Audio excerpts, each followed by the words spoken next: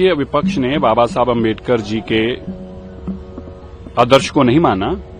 बाबा साहब अम्बेडकर जी ने कभी नहीं कहा था कि मुख्यमंत्री शराब के धंधे में से पैसे कमाएं, मुख्यमंत्री जी शराब का कारोबार करें और उसमें से पैसा लेके आएं। ये बाबा साहब अम्बेडकर जी ने कभी नहीं कहा था।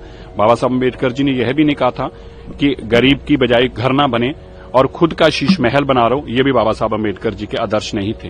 बाबा साहब अम्बेडकर जी ने यह भी नहीं कहा था कि आप अपना तो विधानसभा सचिवालय के अंदर 30 करोड़ की लागत से एक आलीशान दफ्तर बनाओ और गरीब के पास खाने को ना हो। ये भी बाबा साहब अम्बेडकर जी के आदर्श नहीं थे।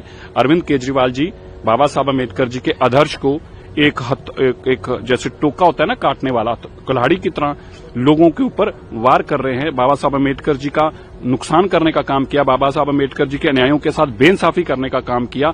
उन्होंने कुल्हाड़े से उनका नुकसान करने का काम किया। जितना नुकसान बाबा साहब अम्बेडकर जी के अन्यायों का अरविंद केजरीवाल जी ने किया है, जितना नुकसान बाबा साहब अम्बेडकर जी के संविधान का अरविंद केजरीवाल जी ने किया है, उनको अधिकार भी नहीं है कि उनको माफी भी मांगनी चाहिए सबसे, और उनको अधिकार ही नहीं है कि वो दोबारा ऐसी बातें करें, क्योंकि उन्होंने लूटने का काम किया और बाबा साहब अम्बेडकर जी ने गरीब तक पहुंचने का हमें रास्ता दिखाया है। उस कुल्हाड़े को उन्होंने काटने का काम किया है। ये उन्होंने पाप